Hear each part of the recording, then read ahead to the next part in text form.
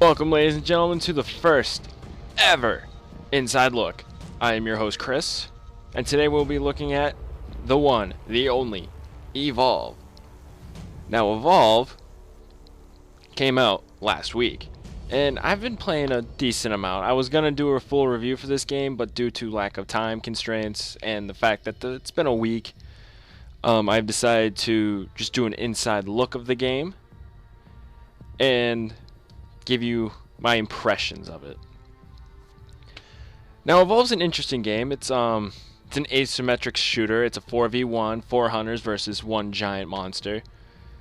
And there's been a lot of heat around this game due to its DLC practices, but that's a different story. That's for another day.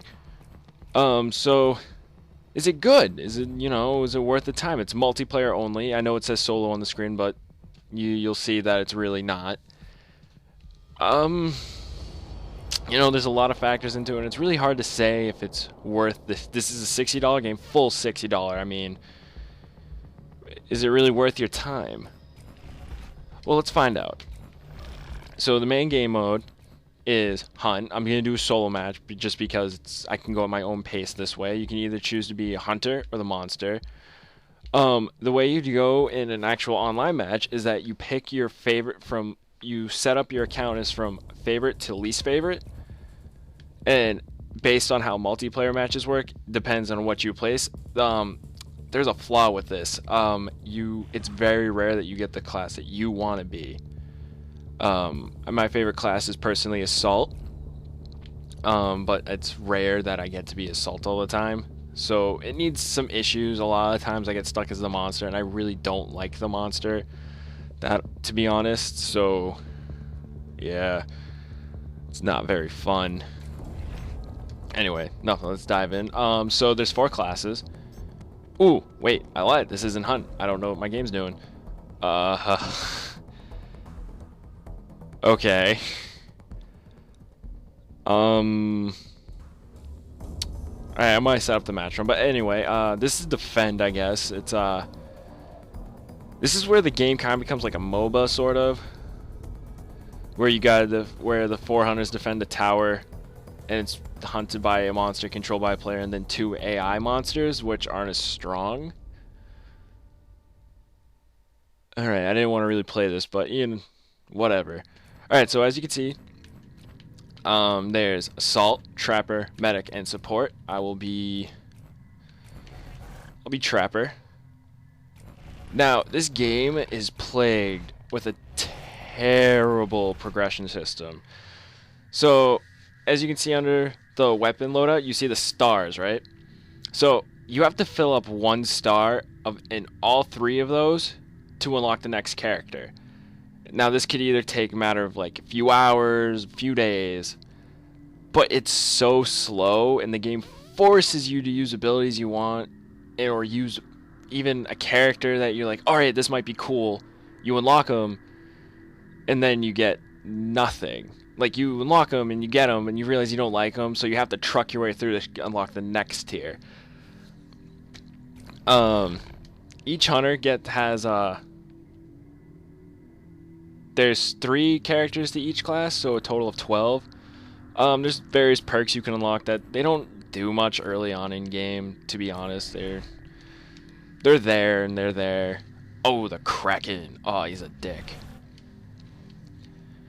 Now, the issue with the progression system is that it takes a while to unlock everything. So when you first get your first few matches, like, okay, you're getting a feel.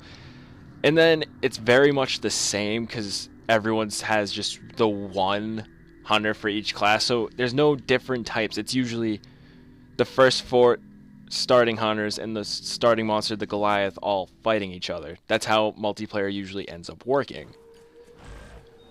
And it plagues it's one of the biggest issues with the game. I mean, it gets very samey very fast.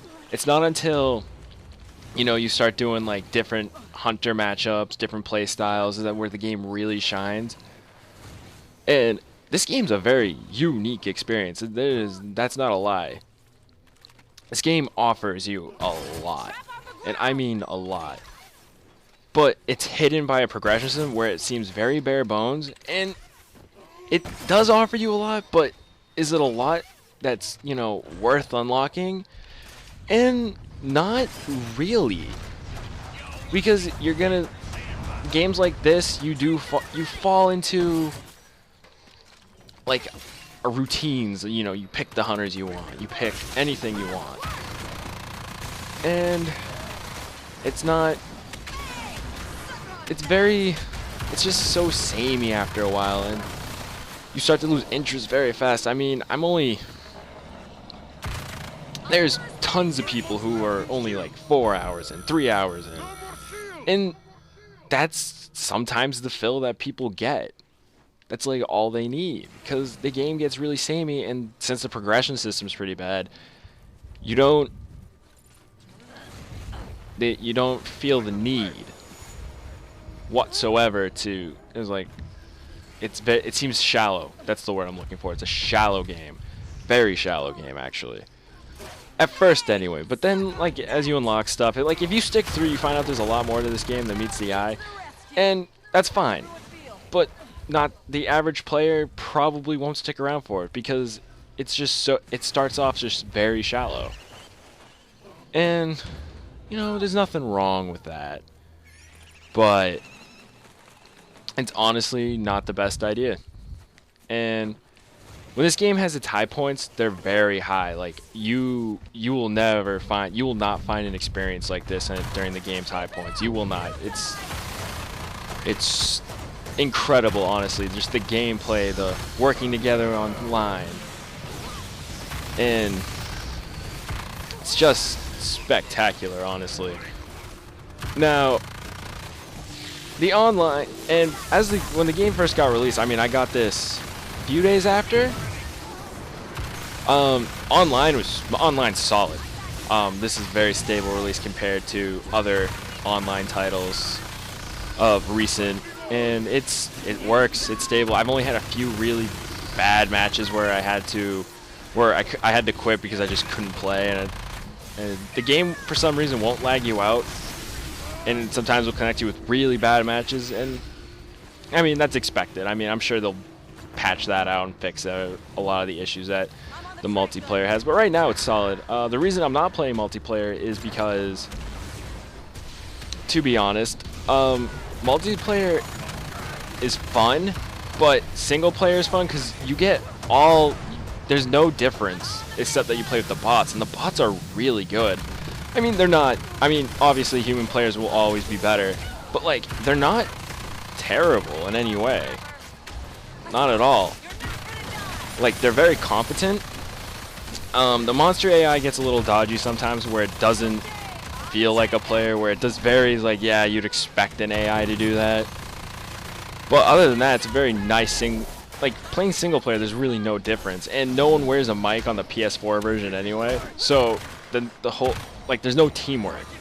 I mean, you get your matches where, I mean, there's just the high matches, like the matches where you got the 4 people on a mic, all working together, taking down the monster. Intense. The monster gets to stage 3, and it's a really intense battle, and you're defending, and your teammates are dying, and then you can clutch it at the last possible second, where it's just mano-a-mano, and it's a really good feeling. I mean, I've had few matches where I won by the skin of my teeth because my team was down and I was using Markov the Assault, and he has an arc mine trap that explodes once a monster gets too close, and I only won because he fell into it. And I mean, it's that clever planning where, you know, lay down those trap mines around so you know where, so you have places to lure them into. I mean, and each class is very different. Even the characters are pretty different between themselves. They all have their strengths, their unique abilities, and in that aspect, it's really good.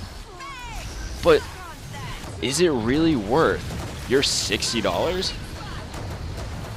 And honestly, no. I mean, the only reason I honestly stuck through this game so long is because I spent the $60 on it, and I, you know, wanted to squeeze as much worth as I can get out of it until I feel satisfied that I spent a lot. And I feel like I have at this point. I've really beaten through, but if you're someone who hasn't bought this game yet, I would not recommend it. At least not right now. On sale, yes, I would say go for it. But the only issue with it on sale, this is a multiplayer only game. So it's only going to be as good as long as people are playing. I mean, true that I do enjoy the single player, but you want something different sometimes. And sometimes a multiplayer can just give you that very different experience. And this was a very bad game mode to show you guys. It's not how the game plays out at all, but this is what I got stuck with. But it's plagued by the problems in it. There might not be many, but they're so huge and they affect the overall game to where you don't want to pay the $60. You don't. You want to buy it on. This is definitely an on sale game. Honestly, with the first time I played this game, I'm like, this is a $20 game. There's like nothing. It seems so bare bones, but once you, if you are someone who's like really wants to try it, you have to push yourself through. You have to get through its really bad progression system in order to find out that there's a boatload of content here. And it's incredible, honestly. This game, it's unique. You will, like, I pray, like, when the gameplay is good, oh, it's so good. Like, I've never played a multiplayer shooter that's like this. It's unique, and it's sad that, like, it's plagued by these really terrible design choices. And even its DLC also adds into, is it worth your 60? The fact that I believe the season pass is $60? No, not $60. The game's $60. The season pass is $25, I believe. And there's other DLC, like skins, that are in a store. I mean, I think someone did the math. It's like over $160 of DLC. I think that's all compact into one. I mean, there's bundles that you can like cheapen it, but I think that's what they said. It was either 160 or 135. I'm not positive on that, but I remember it was just like day one DLC, and it was all this. And it sucks because there's not a lot in the game to unlock except the hunters, and once you all do that, then you know, if you're into the monster, you can unlock the monster. But there's only like 5 maps.